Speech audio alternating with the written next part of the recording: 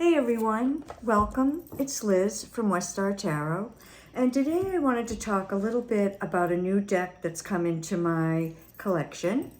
It was a Kickstarter deck, so I also want to talk a little bit about the whole Kickstarter process and just sort of Kickstarter in general, and maybe my impulsivity in general.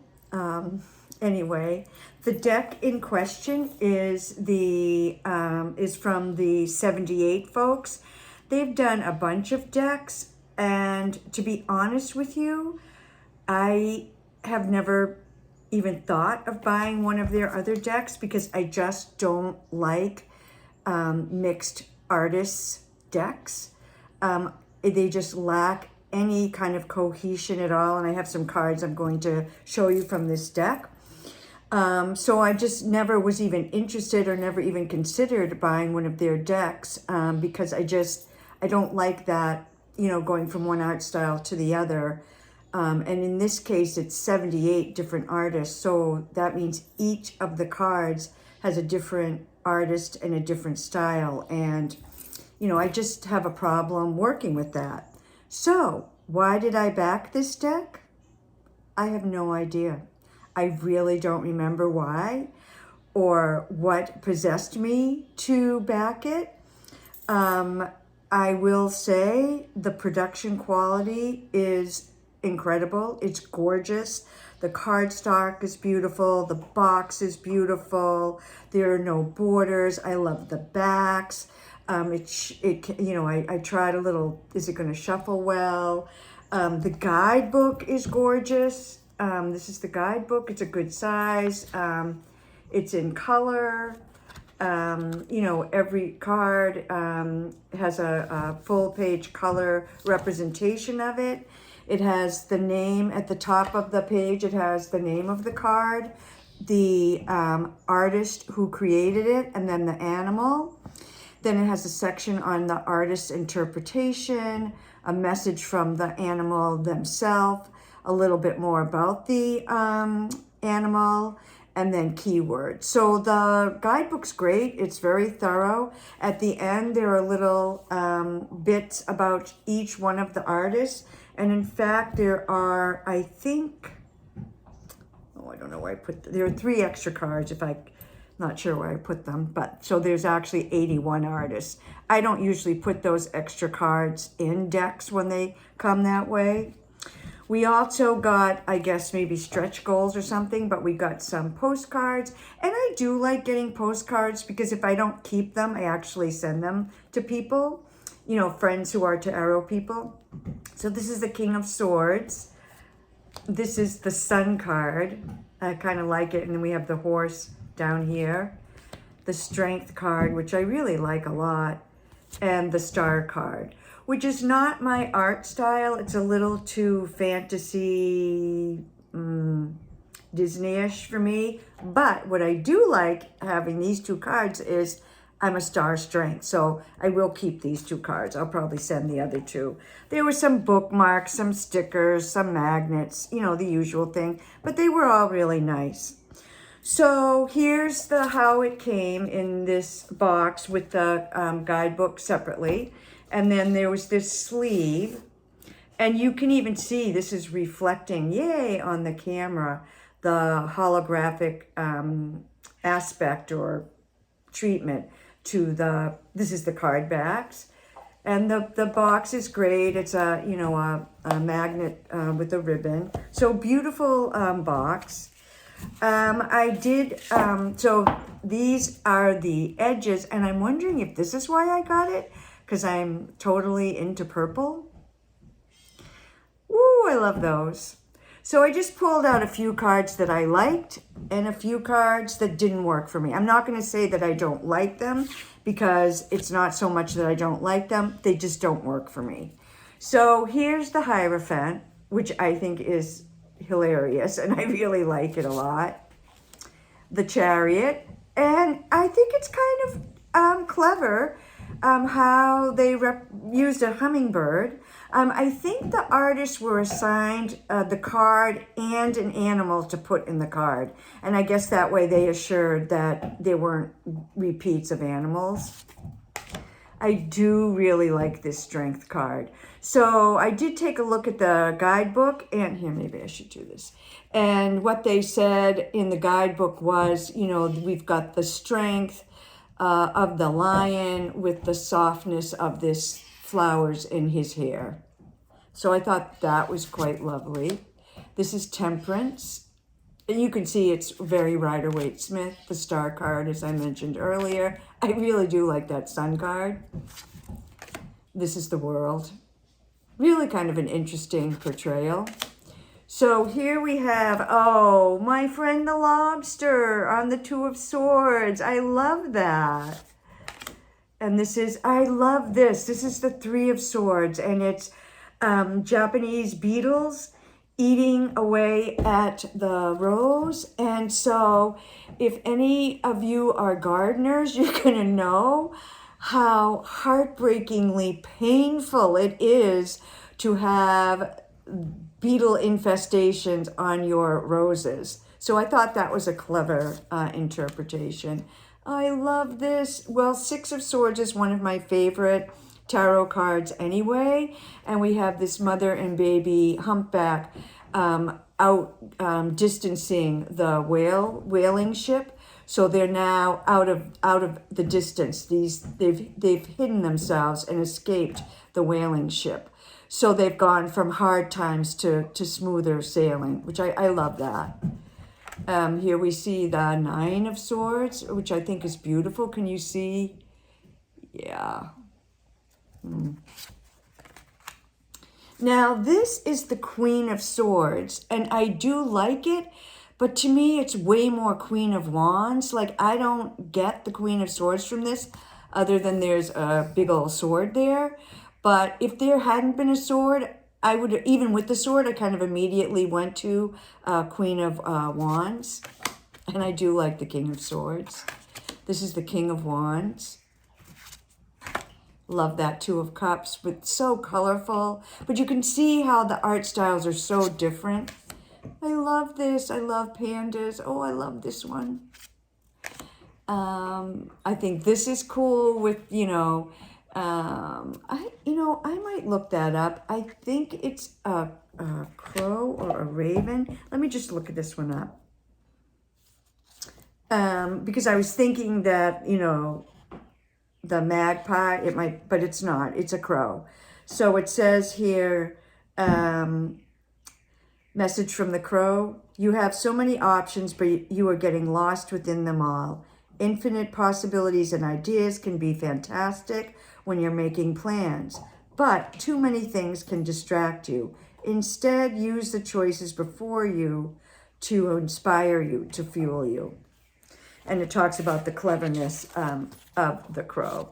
And I do like this Four of Pentacles, but this has been done before. I have seen a squirrel as the Four of Pentacles before, so that isn't really so original. But I do like it. So here again are the backs.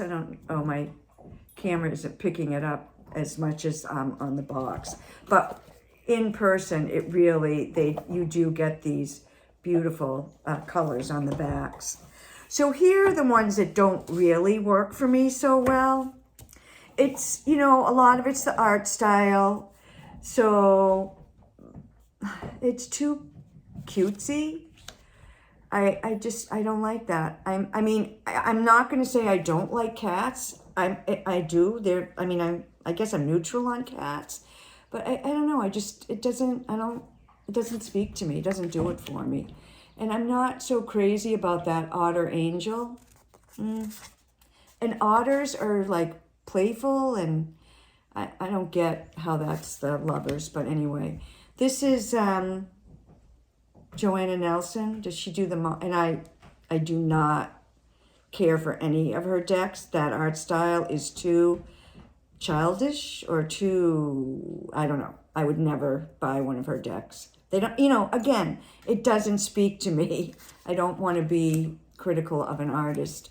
This is the Wheel of Fortune. So this one, I've talked about how I feel about the Moon card before. Let me read you what the book says. And I'm just like, for that card alone, I could never use this deck.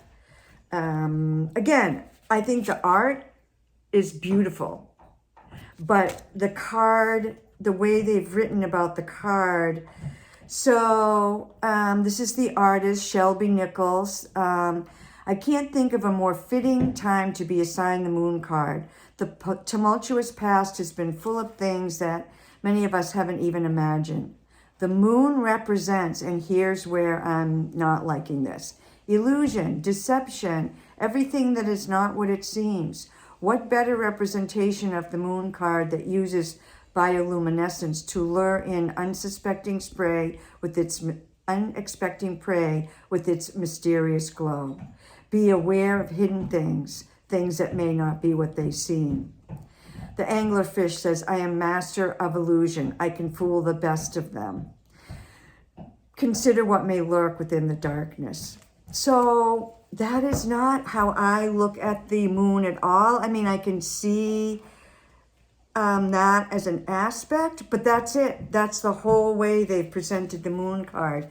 Nothing about cycles or changes or the divine feminine or any of that, and which is how I look at the Moon card. So this card is a deck killer for me. So here's the Ace of Wands. So to me, this is, okay, yeah, there's like a spike, a horn, or whatever, but that's just way too watery for me. So that doesn't speak to me.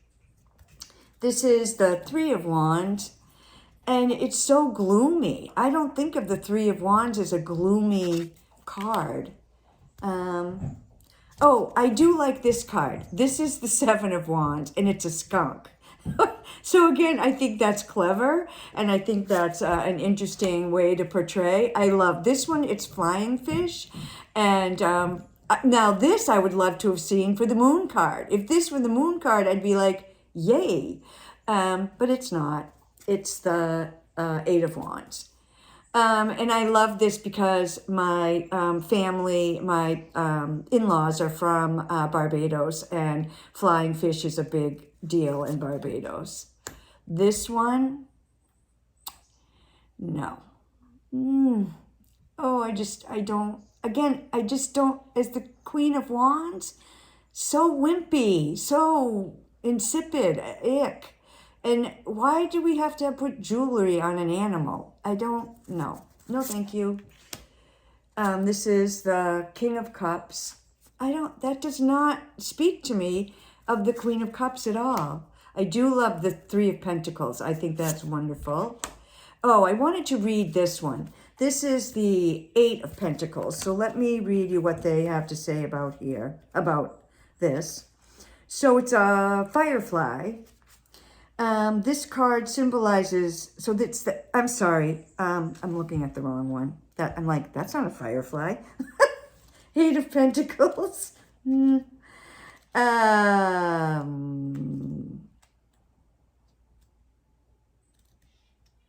Eight, sorry. So it's an orb weaver spider, of course. So the Eight of Pentacles is associated closely with skill development, repetitive tasks, perfectionism, and in the earliest depictions, there is a young man working, etching pentacles into coins. I thought having a gorgeous orb weaver whose webs are meticulous in the process of making pentacle designs in her web would be a fitting interpretation and translation. So I do really like that one. The last two cards I have are, like, if this was the Queen of Wands without the jewelry, I'd be great about that. I'd love that. And then, why? Why do you have all those things hanging on this poor animal? But anyway, again, you know, artists do what they do, and you can't like every card in a deck. I, again, have no idea why I do not remember why I backed this, knowing how I feel about mixed artists decks, and so I just don't know. I don't know. So I'm not even going to do one draw from that deck. What I was thinking was, I'm almost 500 subscribers on my channel. So I thought when I reached 500 subscribers, I would give this deck away, you know, to whoever watches the video that I make the announcement on. I'll put in a, you know, bowl and pull someone out. So that's my thought. I would like to pass it along to someone who would like it, because it's beautiful. The cardstock is dreamy, and it makes that, you know, that sound. Oh, I love it when I mean, it's just the cardstock, the box, the guidebook, gorgeous. The artwork on so many of the cards, all the artwork's beautiful, but, you know, a lot of it just doesn't speak to me. So I wanted to just end talking a little bit about Kickstarter in general. So I backed several Kickstarter decks last year, and this is the first one of them to come in. And last year was not a good year to be backing Kickstarter decks, because all of those decks that I backed have been at least 9 months since I backed them. A couple of them, I think it's been a year. And I don't want to wait a year to get a deck. Or if I know I'm going to wait a year to get a deck, or if someone says it's going to be a year, I can make a decision. Do I really want this deck? Gee, I really do. So if it takes a year, so be it.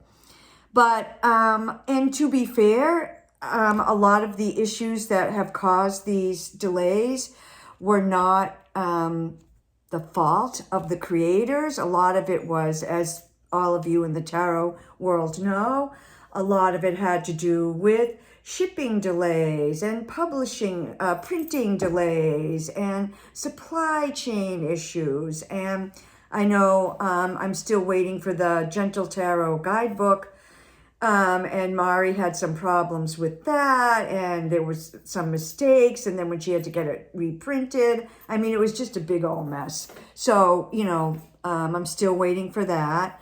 And then I backed a Kickstarter deck that was, I think the creator, and again, it was so long ago now, I'm not even really remembering, but it was 2 Filipino creators, I believe, an artist and an author, a guidebook writer, and a, you know, person who conceptualized the deck. And it was, the point of it was about decolonization and addressing the negative impact from colonial rule and colonial ism. And so I wanted to back that deck just because I think I want to see those types of decks out in the world. But in my zest to back that type of deck, I didn't do my due diligence. So I didn't look to see how much of this deck has actually been created. And at the time of the Kickstarter campaign, very little of the cards and guidebook had been done. And I usually, no matter what the deck is, how much I love it, or feel compelled to back it, I don't usually back decks that are only like a 10th done, because it's just too risky.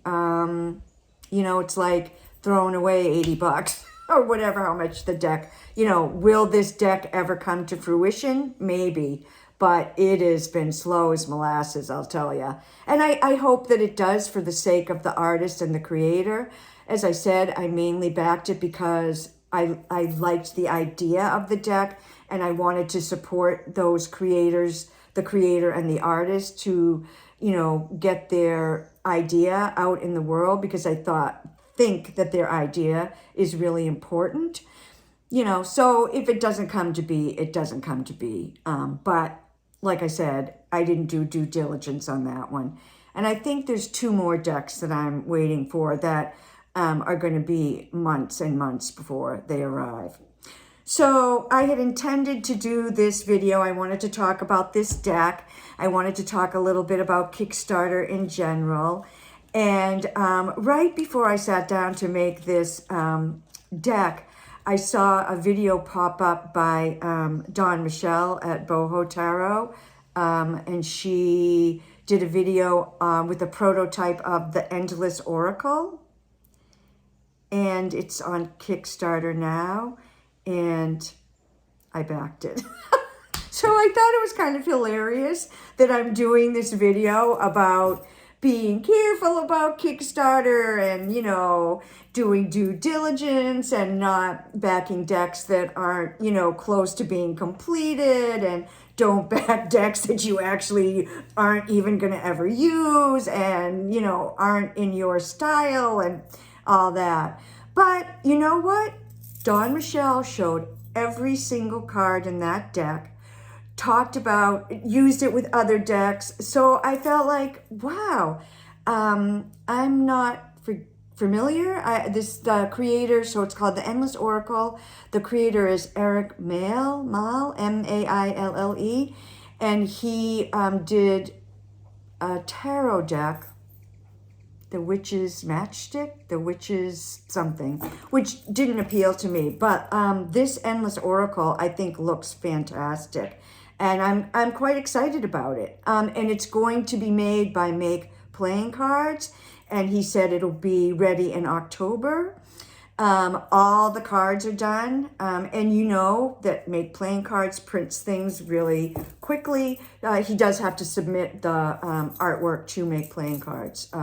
And I believe the guidebook is pretty much complete too. So, you know, that seems like a safe bet. I feel good about backing that Kickstarter deck. I saw every card. I saw how it could be used. I liked the art. It's very different than your standard run-of-the-mill Oracle. I think it can be used in a multitude of ways, and it will be ready in a couple months. So I felt good about backing that deck. And I do think sort of my last word here on Kickstarter is, or in other crowdfunding groups, is FOMO.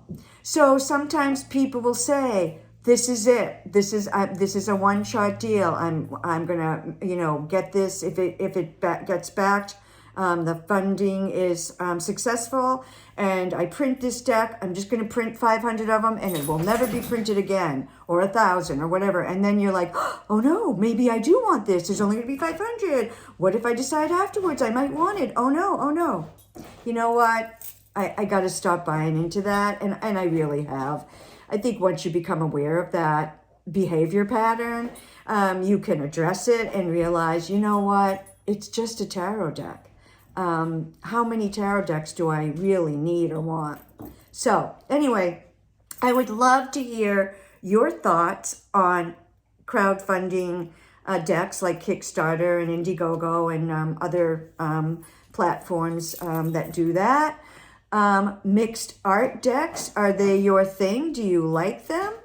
And would you be interested in a giveaway of this deck when I hit my 500 subscribers? So please comment below, answer any of those questions, or make comments about any other things that I've addressed in this video. I really love interacting with folks that watch my videos. I love to hear your thoughts and exchange ideas with you. To me, that's what YouTube videos are all about. And I'm such a small channel. It's not like I have thousands and thousands of followers. So, you know, when people do watch my videos, it's only, you know, a few hundred.